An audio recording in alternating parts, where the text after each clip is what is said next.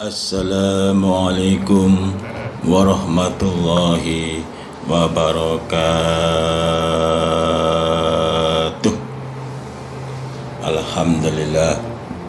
Alhamdulillahi rabbil alamin. Ar-Rahmanir Rahim. Maliki yaumiddin. Iyyaka na'budu wa iyyaka nasta'in. Ihdinas siratal mustaqim. Siratal ladzina an'amta 'alaihim ghairil maghdubi 'alaihim waladdallin. Amin. Asyhadu an la ilaha illallah wa asyhadu anna Muhammadan abduhu wa rasuluh sallallahu alaihi wasallam wa ala alihi wa ashabihi amma ba'du. Bapak-bapak, ibu-ibu, para saudaraku semuanya, kaum muslimin wal muslimat di mana saja berada, alhamdulillah pada pagi hari ini kita bersyukur kehadirat Allah Subhanahu wa taala karena dengan izinnya kita bisa bertemu kembali pada hari ini dalam keadaan sehat walafiat, tanpa kekurangan satu apapun, dalam keadaan diberikan kelonggaran, diberikan rezeki yang cukup dan barokah, diberikan umur panjang yang barokah.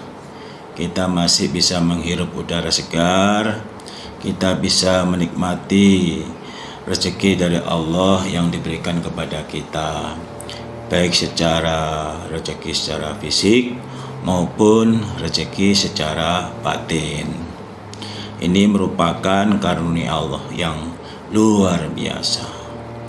Di antara karunia Allah yang luar biasa yang diberikan kepada kita, ada satu karunia Allah yang tidak ada bandingannya di muka bumi ini.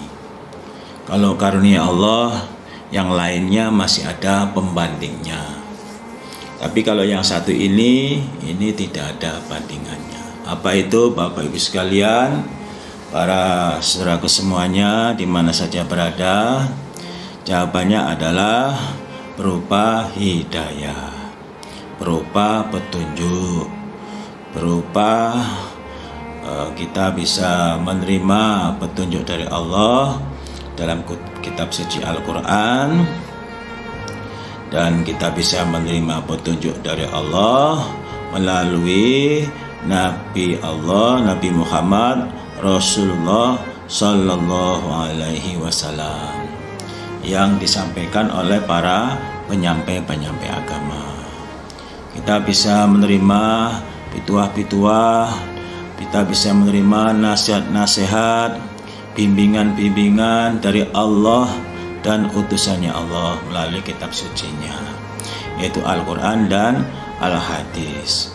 Ini merupakan nikmat yang tidak ada bandingannya.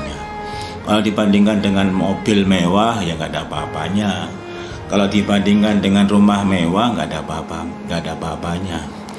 Ya, jangankan rumah mewah, mobil mewah, dibandingkan dengan dunia beserta isinya ini, Bapak Ibu sekalian, ini masih kurang, masih kalah, masih lebih tinggi nikmat Allah yang satu ini, yaitu hidup sekali diberikan hidayah, hidup sekali diberikan petunjuk, bisa menerima nasihat-nasihat dari Allah, bisa taat Allah, bisa menjauhi larangan-larangan Allah, bisa mempercayai, meyakini cerita-cerita Allah, baik di dalam kitab suci Al-Quran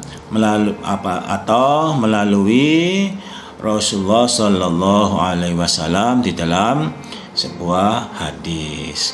Ini Bapak Ibu sekalian, Rasulullah Sallallahu Alaihi Wasallam di dalam menjelaskan suatu ilmu, di dalam menjelaskan suatu ibadah, apakah ibadah yang sifatnya wajib ataupun ibadah yang sifatnya sunnah, baik ibadah yang mulai dari kecil sampai yang besar. Yang besar adalah ibadah haji, yang kecil adalah ibadah-ibadah yang bisa kita kerjakan, semua orang bisa mengerjakan. Ini Bapak Ibu sekalian merupakan nikmat Allah, merupakan rahmat Allah yang tidak sembarang orang diberi. Kalau masalah kehidupan dunia, semua orang akan diberi, baik orang yang beriman maupun orang yang tidak beriman, baik orang yang musyrik maupun orang yang tidak musyrik, baik orang yang dolim maupun orang yang tidak dolim, baik orang yang murtad dalam agamanya Allah ataupun orang yang masih istiqomah di dalam agamanya Allah, ya. Atau orang munafik. Orang munafik itu adalah orang iman yang hatinya itu sebetulnya tidak beriman. Jadi di dalam dia ngikutin kegiatan-kegiatan orang iman itu untuk mencari kejelekan-kejelekan orang iman. Kejelekan-kejelekan orang iman itu nanti dia berusaha untuk menjatuhkan orang iman. Itu namanya orang munafik. Orang munafik itu adalah orang yang berada di dalam orang iman.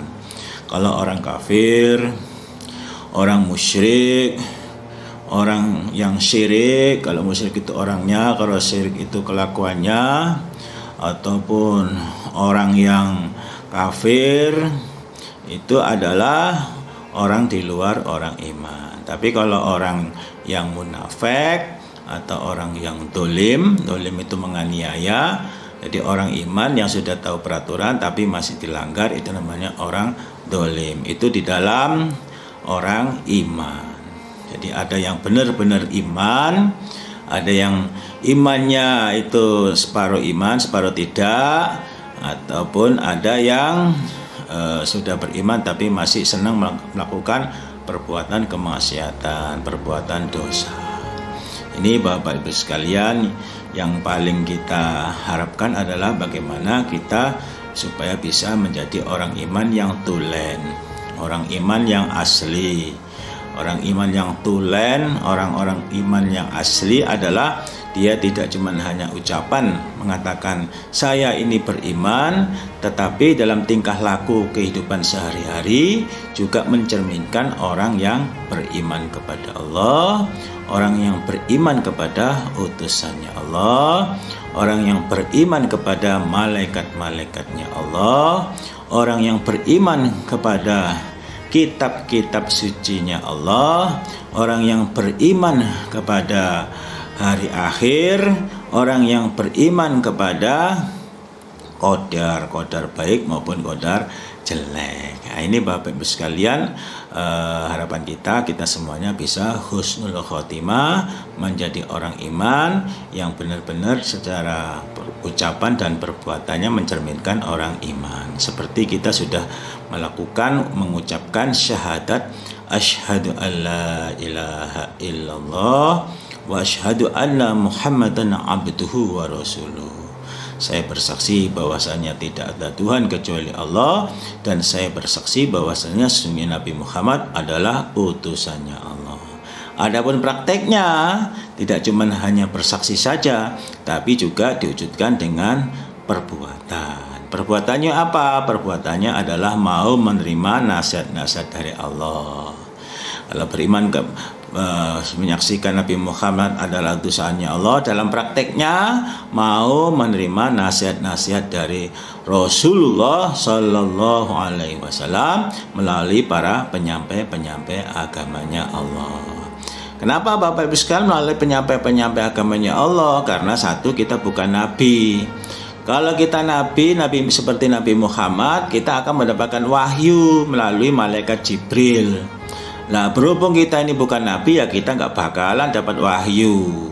Nggak bakalan dapat wahyu dari malaikat Jibril. Malaikat Jibril itu memberikan wahyu hanya khusus kepada nabi kita, Nabi Muhammad Rasulullah Sallallahu Alaihi Wasallam.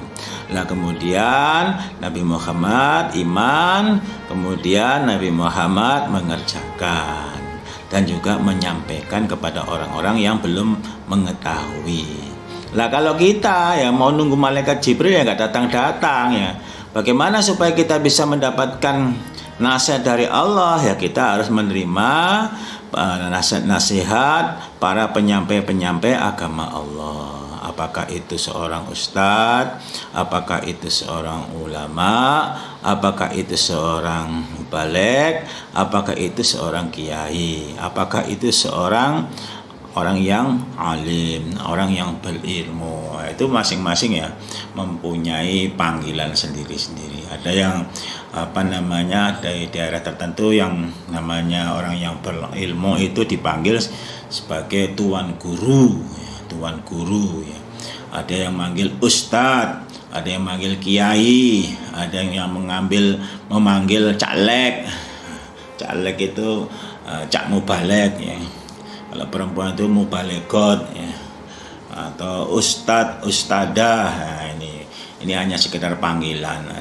Jadi semuanya itu ya sama, mempunyai tugas dan kewajiban yang sama, yaitu para penyampai agama Allah. Adapun yang memberikan kefahaman itu bukan para mubaligh, bukan para ustadz, bukan para orang yang berilmu, atau orang-orang panggilan orang yang berilmu yang lainnya, atau tuan guru atau apa, itu hanya panggilan saja. Tapi Bapak Ibu sekalian, yang dilihat adalah apa yang disampaikan. Kalau yang disampaikan itu memang ada dasarnya, yaitu dalam kitab suci Al-Quran, ya kita wajib menerima. Kalau itu yang disampaikan memang ada dasarnya, beliau menyampaikan dasarnya di dalam kitab suci Al-Hadis, yaitu kita wajib menerimanya, tidak boleh menolaknya. Kalau kita menerima berarti kita beriman. Kalau kita tidak menerima berarti kita bisa dikategorikan tidak beriman. Iman itu bahasa Arab artinya percaya.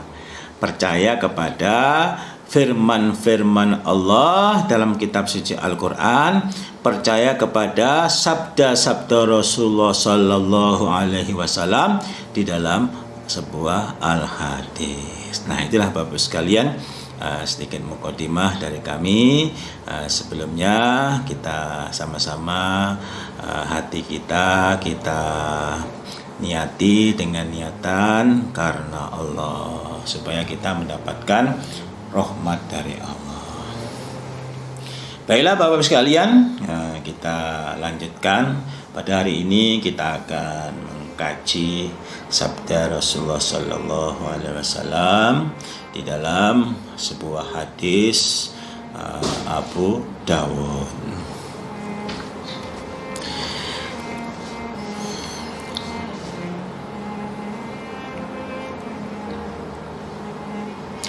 Jadi di dalam sebuah hadis Nabi yang dibawakan dalam hadis Nabi Daud, hadis Abu Dawud, Rasulullah Sallallahu Alaihi Wasallam telah bersabda, "Walladzi nafsi biyadihi la tadkhulul jannah hatta tu'minu, wa la tu'minu hatta tahabbu." Ini dalam hadis Abu Dawud. Walladzi nafsi, demi zat biyadihi, di tangannya zat, maksudnya demi Allah. La tadkhulul jannah, tidak bisa masuk dalam surga, hatta tu'minu, sehingga beriman kamu sekalian. Kita tidak bisa masuk surga sehingga kita beriman. Kalau kita ingin masuk surga, syaratnya harus beriman. Beriman kepada Allah, itu dengan mengkaji kitab suci-Nya Allah, yaitu Al-Quran, mengerjakan isi dan kandungan yang terdapat dalam kitab suci Al-Quran. Perintahnya dikerjakan, larangannya dijauhi, ceritanya diyakini. Beriman kepada utusannya Allah, ya maksudnya kita mengkaji Al-Hadis. Ceritanya kita yakini, larangannya kita jauhi, perintahnya kita kerjakan. Nah, semuanya itu juga dari Allah. Cuman melalui utusannya Allah. Wala tu'minu, dan tidak beriman hatta tahabbu, sehingga saling mencintai kamu sekalian. Tidak dikatakan beriman kepada Allah, tidak dikatakan kita kategori orang yang beriman, ya, sehingga kita saling mencintai, saling mengasihi. Ini Bapak Ibu sekalian, sesama umat muslim kita harus saling mencintai, tidak boleh saling menjatuhkan, tidak boleh saling merugikan, tidak boleh saling menyakiti, baik menyakiti secara fisik maupun menyakiti secara batin. Tidak boleh atau haram darahnya orang mukmin itu haram, tidak boleh saling membunuh, tidak boleh saling menyakiti. Ya, itu namanya orang yang beriman. Kalau kita masih mempunyai sifat-sifat saling menyakiti, saling membenci, saling memusuhi, saling berantem, saling ya kan, yang jelek-jelek itu namanya kita belum dikatakan sebagai orang yang iman. Kalau kita belum dikatakan sebagai orang iman, ya berarti kita tidak bisa masuk di dalam surga. Jadi Bapak Ibu sekalian, syaratnya untuk bisa masuk surga adalah kita menjadi orang yang beriman. Nah, kemudian juga dilanjutkan sabda Rasulullah Shallallahu Alaihi Wasallam tentang keutamaannya orang yang mempunyai sifat belas kasih, welas asih kepada sesama orang iman. Ini adalah sesuai dengan sabda Rasulullah Shallallahu Alaihi Wasallam dalam hadis Abu Dawud, inna min ibadillah, sesungguhnya sebagian dari hambanya Allah, la unasan, niscaya ada manusia, mahum, siapa mahum mereka bi ambiya'a wala syuhada, mahum tidak ada mereka bi ambiya'a, ya, dengan beberapa nabi, ya, bukan golongan nabi, ya, manusia tersebut bukan golongan nabi, wala syuhada'a, dan bukan golongan orang yang mati syahid. Jadi ada manusia yang bukan golongan beberapa nabi dan juga bukan golongannya orang yang mati syahid. Ya, maksudnya manusia biasa seperti kita, manusia biasa, bukan keturunan nabi. Nah, kalau keturunan nabi, kita turunan Nabi Adam. Nabi Adam dan Hawa, maksudnya itu yang keturunan dekat, bukan keturunan jauh, ya kan. Kalau kita mah jauh sekali. Atau bukan orang yang tergolong orang yang mati syahid. Tapi yang bituhumul anbiya wasyuhada, yang bituhum sama iri al anbiya'u, beberapa nabi, wasyuhada'u, dan beberapa orang yang mati syahid. Ya kapan? Yaumal kiamati, besok pada hari kiamat. Iri apanya? Bimakanihim, sebab kedudukan mereka minallahi, dari Allah Ta'ala yang maha tinggi, Ta'ala yang maha luhur. Tapi Bapak Ibu sekalian, meskipun bukan golongan nabi maupun meskipun bukan golongan orang yang mati syahid, tapi kedudukan mereka, kedudukan manusia tersebut adalah sangat tinggi sekali, sampai para nabi dan para syuhada sama iri dengan manusia tersebut. Kok bisa ya, manusia biasa kok tapi kedudukannya ngalang-alai kedudukannya beberapa nabi dan para syuhada. Qalu, berkata mereka, bertanya mereka sahabat, ya Rasulullah, wahai Rasulullah, tukhbirna manhum, tukhbirna, semoga mengabari, nah padaku, man, siapakah mereka, nabi-nabi, tolong saya dikabari siapa mereka itu, dia punya amalan apa, kok sampai para nabi pada iri, kok sampai para sahabat, para syuhada, para orang-orang yang mati syahid sampai pada iri. Tolong saya dikabari Nabi, saya tak kepingin menjadi golongan mereka, seperti golongan mereka yang luar biasa kedudukannya besok di hari kiamat. Karuan kalau Nabi memang tempat kedudukannya tinggi, ya namanya Nabi otomatis lah kedudukannya tinggi besok di hari kiamat. Termasuk orang yang mati syahid itu kedudukannya juga tinggi di hari kiamat. Orang mati syahid, mati dalam sabilillah. Ya, ini bukan golongan para nabi, bukan golongan para syuhada, tapi kedudukannya tinggi. Ya, sampai para syuhada dan para nabi pada iri. Sahabat tanya, siapa nabi orang yang seperti itu, orang yang hebat itu? Qala, bersabda Nabi, hum mereka kaumun kaum tahabu yang saling mencintai biruhillah, dengan rohnya Allah. Dengan rohnya Allah itu mencintai dengan karena Allah, mencintai karena agama Allah.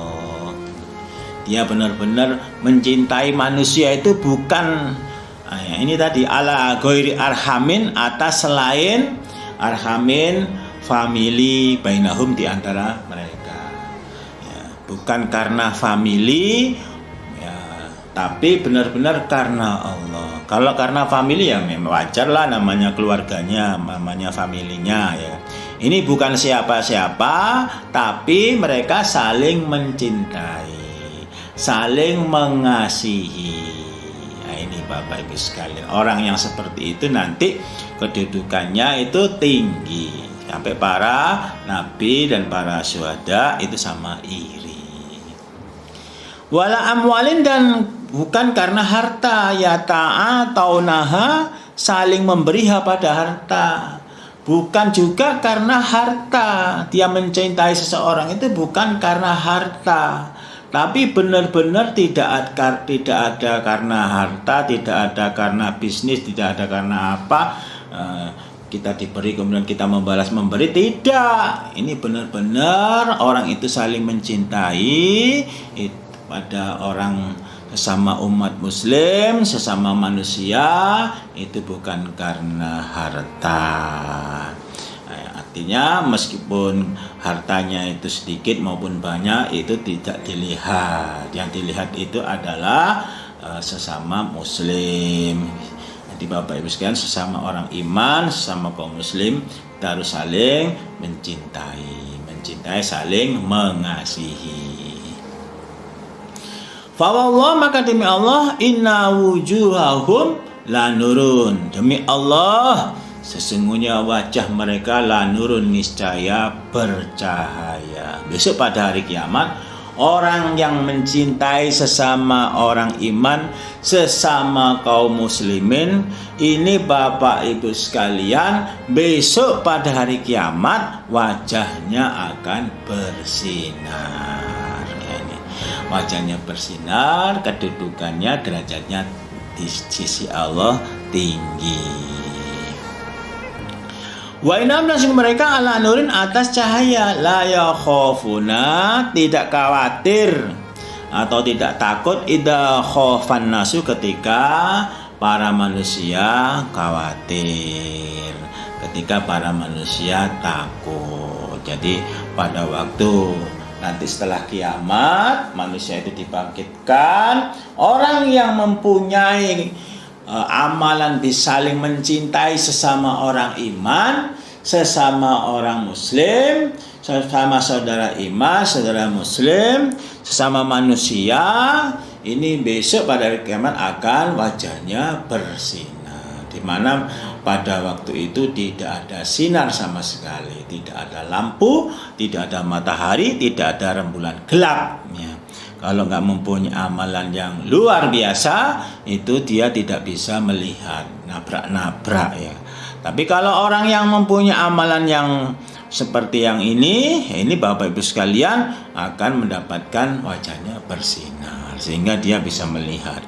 Orang-orang pada khawatir, takut nanti ada apa-apa, ketemu kepada Allah. Orang-orang pada khawatir, takut nanti akan mendapatkan balasan akibat dia tidak beriman kepada Allah, akibat dia tidak mau mendengarkan nasihat dari Allah, akibat mereka tidak mau menerima nasihat dari Rasulullah Sallallahu Alaihi Wasallam dalam al-hadis melalui para penyampai agama Allah. Jadi sudah khawatir, Bapak Ibu, merasa bersalah, khawatir. Tapi kalau orang iman yang seperti ini, dia nggak ada khawatir. Manusia pada khawatir, dia nggak ada khawatir, dia malah senang. Ketemu kepada Allah itu dia malah senang sekali. Karena apa? Dia akan menjumpai Allah yang selama ini dia sembah, yang selama ini kita agungkan, yang selama ini kita puji, yang selama ini kita minta pertolongan kepada Allah. Senang sekali. Wala yahzanun, dan tidak susah mereka idza hazanan nas, ketika susah mereka. Ketika manusia pada susah di hari kiamat, orang yang saling mencintai, orang iman yang saling mencintai sesama orang iman, sesama kaum muslim, sesama manusia, ya Bapak Ibu sekalian, termasuk meskipun bukan orang iman, meskipun bukan orang muslim, ya kita tetap sebagai sesama manusia, hubungan hablum minannas ya harus tetap kita jaga, kita harus saling hormat menghormati, saling cinta mencintai. Khususnya ya kepada orang yang beriman, khususnya kepada orang muslim, dan umumnya kepada orang yang non muslim atau orang yang belum mendapatkan hidayah atau orang yang masih di dalam jahiliyah. Kita doakan mereka supaya mendapatkan hidayah, menjadi orang iman. Nah, ini Bapak Ibu sekalian, tujuannya adalah amar ma'ruf nahi mungkar. Ajak-ajak untuk menetapi kebaikan dan menjauhi kemungkaran. Adapun masalah hidayah itu adalah Allah yang paring. Kita tugasnya hanya menyampaikan agama Allah, menyampaikan ayat-ayat suci kitab suci Al-Quran, menyampaikan sabda Rasulullah Sallallahu Alaihi Wasallam dalam Al-Hadis. Wa Qur'an, dan membaca Nabi hadil ayah, kemudian Nabi membaca ayat, maksudnya ayat ini dalam surat Yunus ayat 62, ya, ala inna awliya Allah la khaufun alaihim wa la hum yahzanun. Ala, ingatlah, inna awliya Allah, sesungguhnya kekasihnya Allah itu maksudnya adalah orang-orang yang beriman, la khaufun, tidak ada khawatir, alaihim, atas mereka, wala hum yahzanun, dan mereka tidak susah. Ini Bapak Ibu sekalian, jadi berbahagialah kita hidup sekali diberikan hidayah dari Allah. Karena Bapak Ibu sekalian, di saat kita nanti ketemu kepada Allah, ya, kita akan mendapatkan rahmat dari Allah. Ya, wajah kita bersinar, ya, karena kita saling mencintai sesama manusia, saling mengasihi sesama orang iman, sesama kaum muslimin, khususnya umumnya kepada orang-orang yang belum dapat hidayah, umumnya kepada orang-orang yang belum bisa menerima nasihat dari Allah dan utusannya Allah. Ya, kita tetap berbuat baik. Tujuannya supaya nanti kita bisa berma'ruf, kemudian Allah, harapan kita mereka bisa mendapatkan hidayah dari Allah, sehingga dia akan mendapatkan rahmat dari Allah dalam dunia sampai dalam akhirat. Nah, ini Bapak Ibu sekalian. Jadi kalau kita ingin berbuat baik, saling mencintai, ya maka yang perlu kita jaga adalah ucapan. Jangan sampai kita mempunyai ucapan-ucapan yang kasar, ucapan yang jorok. Nah, itu jaga ucapannya, kemudian hatinya mempunyai kesabaran yang tinggi, ya, kemudian dia bisa jujur, amanah, bisa dipercaya dan bisa percaya kepada orang lain, ya, tidak berbuat kerusakan, ya, baik rusak hartanya, dirinya maupun kehormatannya. Kemudian yang terakhir adalah saling memperhatikan dan saling menjaga perasaan. Nah, ini syarat-syarat supaya kita bisa berbuat baik kepada sesama umat. Nah, itulah Bapak Ibu sekalian sedikit berkeliling dari kami, Basyirun wa Nadhiran. Mudah-mudahan apa yang bisa kami sampaikan pada hari ini Allah paring manfaat dan barokah. Dan barangkali ada tutur kata saya yang kurang berkenan, mohon maaf yang sebesar-besarnya. Insya Allah kita akan jumpa kembali dalam kesempatan dan waktu yang lain. Akhir kalam, assalamualaikum warahmatullahi wabarakatuh.